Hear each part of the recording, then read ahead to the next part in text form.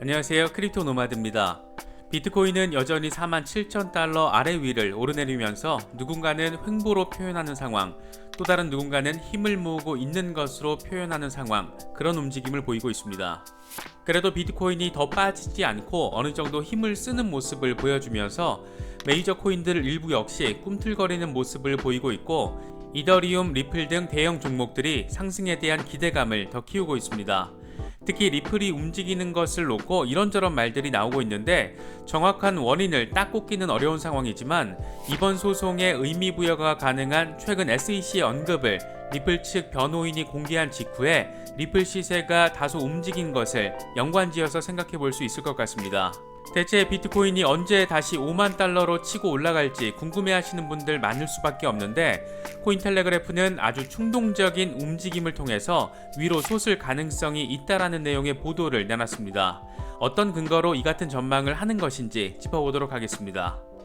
최근 비트코인 폭락 사태가 벌어졌지만 다행인 것 가운데 하나는 북미의 대형 비트코인 채굴 기업들은 채굴 비트코인 대부분을 팔지 않고 비축하고 있는 것으로 확인됐다는 겁니다. 채굴 물량이 비축된다는 것은 그만큼 시장에 풀리는 물량이 상대적으로 적다라는 것으로 볼 수 있어서, 이런 상황도 비트코인의 충동적인 상승을 자극하는 하나의 요인이 될 수 있지 않을까 생각되기도 합니다. 최근 솔라나가 알트코인 시장을 리드하는 가운데 세계 최초의 솔라나 신탁이 공식 출시됐습니다. 특히 최근 알트코인 상승이 프로젝트들의 발전에 따른 것이라는 분석이 잇따르는 상황에서 알트코인 인덱스 펀드도 출시됐다는 소식이 전해졌습니다. 이런저런 새로운 소식들 잘 참고하셔서 시장 대응하시면 더 좋을 것 같습니다. 본격적인 시작에 앞서서 좋아요와 구독, 또 알림 설정 꼭 부탁드리겠습니다. 영상 제작에 아주 큰 도움 된다는 말씀 함께 드립니다. 그럼 시작하겠습니다. 먼저 비트코인 상황입니다. 비트코인은 46,000달러에서 오르내리더니 이제 47,000달러 지지를 받기 위한 테스트를 진행하고 있습니다. 관심은 폭락 뒤에 횡보 양상이 얼마나 지속될지, 언제쯤 상승 모멘텀을 찾을 수 있을지 여부입니다. 비트코인 도미넌스는 40%대를 유지하고 있는데 며칠 사이 1%포인트 정도 빠진 상태가 이어지고 있습니다. 공포 탐욕 지수는 46으로 하루 전보다는 1포인트 오르긴 했지만 여전히 공포 상태가 지속되고 있습니다. 엘살바도르 DB 가져다준 투자 심리 위축이 여전히 이어지고 있다는 점을 확인할 수 있는 부분입니다. 비트코인이 아직 이렇다 할 돌파구, 상승 모멘텀을 찾지 못하는 모습을 보이는 가운데, 코인텔레그래프는 솔라나가 알트코인 상승을 이끌고 있는 상황에서 비트코인의 충동적인 반등이 나올 수 있다라고 보도했습니다. 말 그대로 충동적으로 훅 튀어오르면서 5만 달러 테스트를 다시 받을 수 있다라는 겁니다.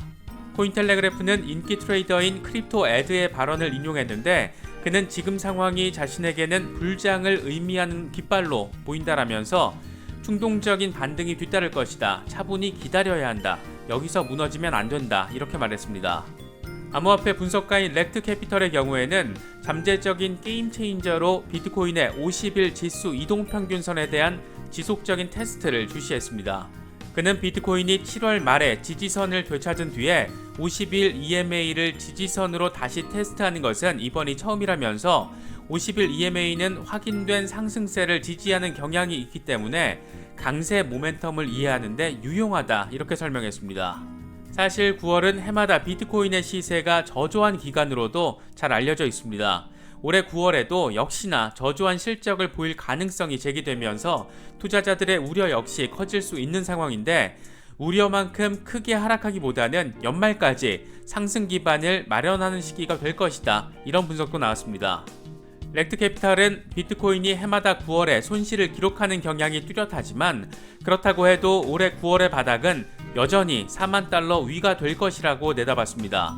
그러면서 비트코인은 역사적으로 가격이 치솟은 뒤에 조정을 거쳐서 다시 시험을 하고 사상 최고가로 상승하는 패턴을 반복해 왔다라고 설명했습니다. 이런 상황을 고려하면 비트코인은 9월에 2만 달러 지지 수준을 다시 테스트할 가능성은 낮고, 가격 정체 상태에서 4만 달러 위에서 안정성을 유지한 뒤에 10월에서 12월로 이어지는 10만 달러를 향한 랠리에 불이 붙을 것이라고 전망했습니다. 이런 가운데 이번 엘살바도르 딥으로 인해서 비트코인 가격이 폭락했을 당시에 북미 대형 채굴 기업들은 비트코인을 계속해서 홀딩했던 것으로 나타났습니다. 북미 대형 비트코인 채굴 기업들은 채굴한 비트코인을 대부분 팔지 않고 있고 8월 기준으로 총 18,000 BTC, 8억 2천만 달러 규모를 비축하고 있는 것으로 나타났습니다. 라이엇과 마라톤, 비트팜 등의 대형 채굴 기업들의 비트코인 비축량은 올해 들어서 4배 이상 증가한 것으로 나타났는데 이들 기업들은 올해만 15,000 BTC 넘게 채굴했고 이 가운데 40% 정도가 지난 2달 동안 채굴된 것으로 나타났습니다. 채굴자들이 채굴된 비트코인을 계속해서 홀딩한다는 것은 시장에 대한 공급량이 감소돼 매수 압력을 높일 수 있는 부분으로 볼 수 있기 때문에 충동적인 반등이든 연말 10만 달러 랠리든 어떤 방식으로든 영향을 줄 수 있는 요인으로 꼽히고 있습니다. 최근 알트코인 시장을 견인하며 연일 신고가 랠리를 이어온 솔라나가 과장 광고로 인해서 급등한 것이 아니라는 분석도 나왔습니다. 암호화폐 거래소 FTX의 창업자 샘 뱅크럼 프라이드는 솔라나의 최근 가격 급등은 과장 광고로 인한 것이 아닌 건강한 상승일 가능성이 높다. 솔라나는 1년 반 이상 꾸준한 마케팅을 진행해왔고 견고한 토대 위에 꾸준히 프로젝트를 쌓아 올렸다. 이렇게 강조했습니다. 프로젝트의 발전적인 측면이 시세를 견인한 것으로 투기적 관점에서 바라봐서는 안 된다라는 취지로 볼 수 있는 멘트입니다. 최근 솔라나의 급등에는 기관들의 관심이 컸다라는 것도 주요 원인으로 꼽히는데 디지털 자산 운용사 오스프레이 펀드가 솔라나 신탁을 출시했다라고 공식적으로 밝혔습니다. 시기적으로 솔라나가 최고가를 찍을 때 절묘한 발표 시점이 아닐까 생각됩니다. 오스프레이 펀드는 오스프레이 솔라나 트러스트라는 이름의 솔라나 신탁 출시를 공식 발표하면서 솔라나에만 투자하는 미국 최초의 투자 상품이라고 소개했습니다. 오스프레이 솔라나 신탁은 현재 공인 투자자들이 이용할 수 있고 최소 투자 금액은 $10,000인데 조만간 장외 시장에 상장할 계획인 것으로 알려져 있습니다.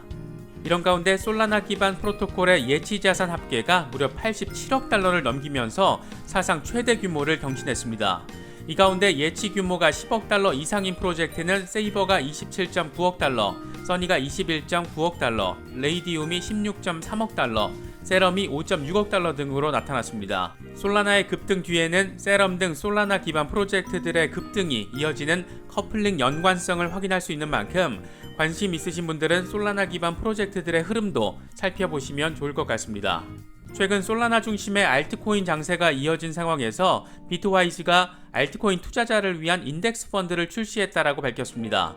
정식 명칭은 알트코인 헤비 크립토 인덱스 펀드인데 투자자는 이 상품을 통해서 이더리움과 카르다노, 비트코인 캐시 등에 투자를 할 수 있게 됩니다. 비트와이즈 매트 호건 최고 투자 책임자는 이 상품은 고객의 요구에 따라 출시됐다. 투자자들은 비트코인 이외의 암호화폐에서 일어나고 있는 상승세에 큰 관심을 보이고 있다. 이 상품을 통해 투자자는 비트코인에만 투자했을 때 발생하는 허점을 보완할 수 있다라고 설명했습니다. 이번에는 리플 소송 소식입니다. 리플 소송은 SEC의 다소 비상식적인 대응으로 인해서 한치 앞을 내다보기 어려울 정도로 이상하게 흘러가고 있는 모습인데 이번에는 이건 또 무슨 소리인가 싶은 소식이 전해졌습니다. 리플 측 변호인 제레미 호건 변호사가 트위터에 올린 내용입니다. 호건 변호사는 이게 공식적이고 법적인 진술이다 이렇게 짧게 표현하면서 관련 문건을 공개했습니다. 이 문서의 핵심은 SEC가 소송이 시작되기 전에 제3자에게 리플이 증권인지 비증권인지 법적인 지위와 관련해서 답변한 적이 없다라는 겁니다. 실제로 한 XRP 투자자는 XRP 매수 이후에 유가증권 구입 여부를 확인하기 위해서 SEC에 문의했는데 2020년 10월에는 XRP가 증권 여부인지를 결정하지 않았다. 이 같은 답변을 받았다라고 밝혔습니다. 그런데 2달 뒤에 SEC가 XRP는 증권이라면서 소송을 냈다라는 것으로 밝혀져서 이게 꽤나 논란이 되기도 했습니다. 결국 이번 SEC의 고백을 정리하면 소송 전에 제3자에게 XRP의 증권 여부에 대해서 말한 적이 없었는데 갑자기 난데없이 XRP를 증권으로 규정해서 소송을 낸 것으로 볼 수 있습니다. 리플 측도 궁금해하고 우리도 궁금해하는 지점은 단 하나입니다. 어떤 근거로, 어떤 기준으로 XRP가 증권으로 구분됐는지 여부입니다. 지금 리플 소송의 가장 큰 맹점은 SEC가 이 부분에 대한 대답을 무시하거나 회피하고 있다는 데 있지 않나 개인적으로는 판단합니다. 결국 이 같은 상황에 대해서 최종 판단을 할 법원 결정에만 의지할 수밖에 없는 그런 상황인데 미국 법원에서 상식의 기준이 살아있다라는 점이 이번에 확인될 수 있기를 기대해봅니다. 세계 최대 자산운용사 블랙록이 비트코인에 투자하고 있다라는 점도 확인돼서 주목받고 있습니다. 블랙록 CIO인 릭 리더는 CNBC와의 인터뷰에서 비트코인이 변동성이 큰 수익성이 높은 자산이라면서 비트코인 투자 사실을 공개했습니다. 그러면서 비트코인을 조금 소유하고 있는 이유 가운데 하나는 시간이 지나면서 더 많은 사람들이 경쟁에 참여할 것이라고 생각하기 때문이다. 비트코인은 우리 포트폴리오에서 매우 온전한 위치를 차지하고 있다. 나는 변동성이 크고 가격이 오르는 자산을 좋아한다. 비트코인이 상당히 오를 것으로 본다. 이렇게 말했습니다. 비트코인이 단방에 쭉 치고 올라갈 수 있으면 좋겠지만 지금은 조금 더 기다려야 하는 시기가 아닐까 생각됩니다. 지난 5월 폭락장에서 경험했듯이 의미 있는 상승세를 보여주는데 2달 정도의 시간이 필요했습니다. 물론 많은 전문가들은 이번에는 9월만 잘 넘기면 10월 이후에 랠리 가능성을 내보이고 있는 만큼 지금의 상황을 비관적으로 바라보시기보다는 안정화의 단계를 거치고 있다라고 바라보시는 게 조금은 더 멘탈 관리에 도움이 되지 않을까 생각됩니다. 이번에 준비한 영상은 여기까지입니다. 영상이 도움이 되셨다면 좋아요와 구독, 또 알림 설정 꼭 부탁드리겠습니다. 영상 제작에 아주 큰 도움 된다는 말씀 함께 드립니다. 언제나 성토하시기를 기원하겠습니다. 시청해주셔서 감사합니다. 지금까지 크립토 노마디였습니다.